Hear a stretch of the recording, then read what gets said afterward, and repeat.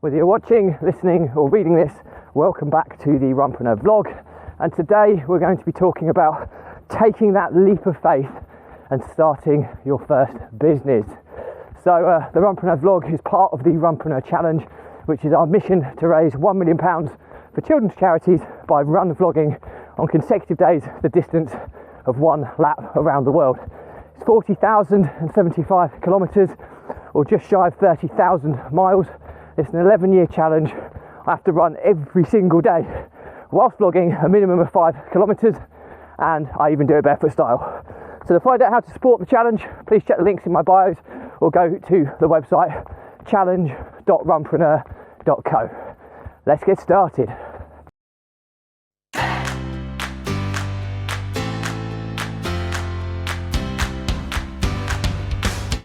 So the question was, how do you take that leap of faith and start your first business and try and enhance the likelihood that you're going to succeed?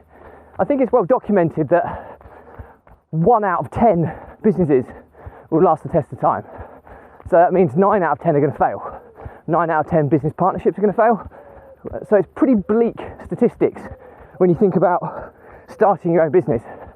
But you can, reduce the risk of this. Okay, and I think that's the importance. This was a question by Gavin Gavil from the Runpreneur community who asked this question about how you take that leap of faith. And there's ways to mitigate the level of risk. Okay, so what I'll try and do is I'll try and explain how I would go about doing it. There are loads of different ways you can do it, but ultimately it will come down to your risk profile. Now, first and foremost, I would not start my own business until I had 6 months of living costs put away. Okay, so what does it cost me to live for a month? Okay, times that by 6. If I was feeling really, really confident in my idea, although caveat, most entrepreneurs will be extremely confident in their idea, however, it still doesn't change the statistics that only 1 in 10 will succeed. So be very, very careful with this, for fooling yourself into false belief, but you've got to be confident. I'm not knocking that, but you also need to be realistic. So when I say, 6 months worth of living costs, you might choose to cut things back and reduce your expenditure. If you do that, it might be easier to get to your 6 month living costs. You're gonna have to make some sacrifices if you do that. So obviously it needs to fit in around your personal commitments, your family commitments, all those side of things. So that's point one. I would always try and have 6 months living costs, because I know that after 3 to 4 months of going hammer and tong at my new business, I should have a good enough idea on whether it's going to be in a position to start paying me or covering a proportion of my living costs by that 6 months. Okay, and then you can forecast accordingly on how you manage that.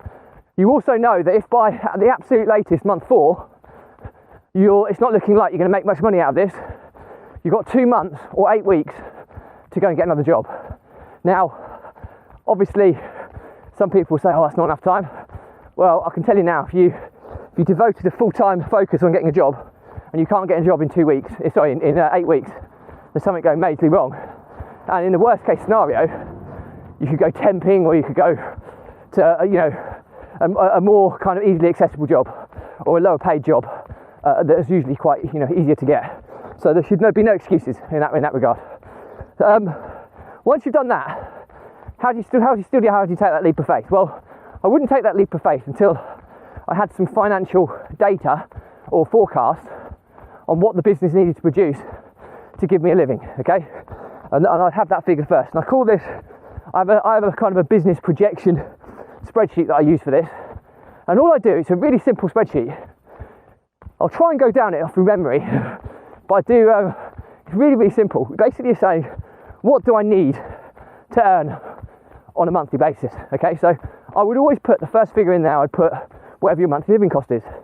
Okay, so start at the lowest amount, and then you set the spreadsheet will calculate the annual amount of money you need to generate. Okay, to meet that requirement. You then put in your tax percentage. Okay, what you're going to pay tax. Okay, so in that regard, I would normally start with 20% unless you're as a standard. Okay, that's going to cover kind of the tax for most people. When you're more tax efficient, you might be able to put that lower. If you're higher rate taxpayer, you might have to put it higher.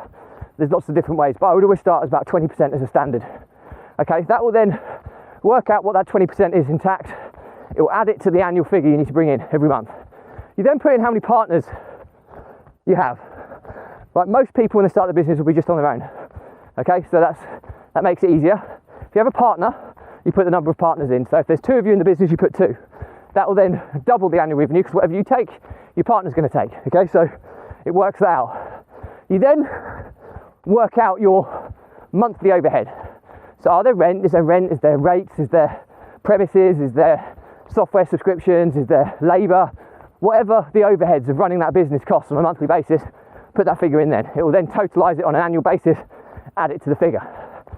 Okay, so you're then going to put in, you say what you've got now is you've got a big figure which factors in your overheads, it factors in tax, it factors in what you want to take out of the business. Okay, so you've then got average sale price. Okay, so whatever the product or service you're selling, what's the average sales price? Okay, this is only a calculator, so you can't get too specific with multiple different price variants, but what was the average? And if it's something like a manufacturing business, deduct the cost of sale from the average sales price. So what's that? Then you're looking at your average profit per sale. Just going past someone, just bear with me. Morning. Morning. So once you've got that level of detail, you're then going to basically punch that figure in there. Okay, so it will tell you the average figure.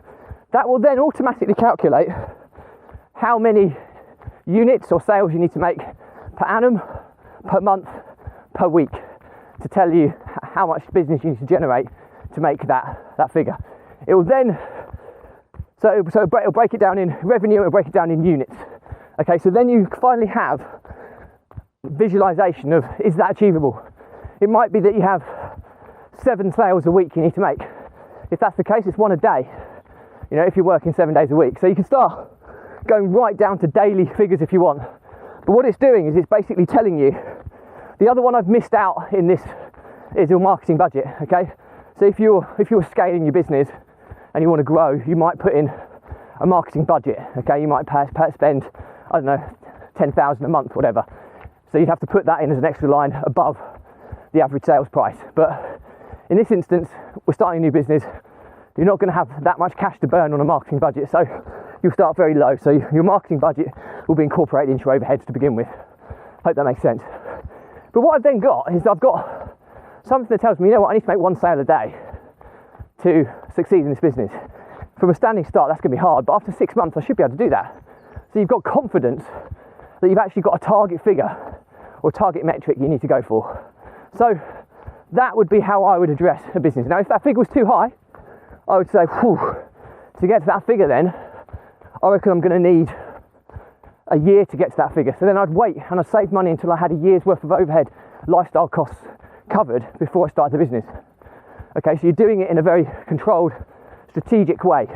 So you're protecting the downside, you're protecting the risk to your livelihood by doing it. And then you've just got a much better, robust plan when you go into business to giving yourself the best chance of succeeding. So I hope that helps. That's how I would go about doing it. Okay, so I do this with all new opportunities. Now, I suppose the difference is with new opportunities, when you have a group of businesses that are profitable, is you can take a hit by the other businesses absorbing the overhead. So you don't need to put money aside from your own personal livelihood. So, but you need to factor in whether the other businesses can afford to do that. So it's the same principle, but you're just taking the money from a different department, and you can loan money between businesses tax-free ultimately. So it's only when you pull the money out you get taxed. So hope that makes sense. And I do this all the time. New opportunities present themselves, I punch these figures in, I look at if it's viable before making any form of decision. So I have that strategy behind every decision I make when a new opportunity presents itself. So I hope that's useful. You should definitely have something similar. If you drop me a message, I'll share my my calculator with you, don't have a problem with that, and hopefully that'll help you. So if you've got any questions, drop me a comment, I'll respond to everyone. All I have to say is that this vlog is part of the Runpreneur Challenge, which is our mission to raise £1 million for children's charities by vlogging on consecutive days the distance of 1 lap around the world. So it's a huge challenge. Find out how to support us by going to the link in the bios. where you can access the website, or go to the website challenge.runpreneur.co. Runpreneur is spelled RUNPRENEUR, so that's challenge.runpreneur.co, and it will take you to the website, tell you all about it and how you can support us. Stay positive, stay happy, and I'll see you tomorrow.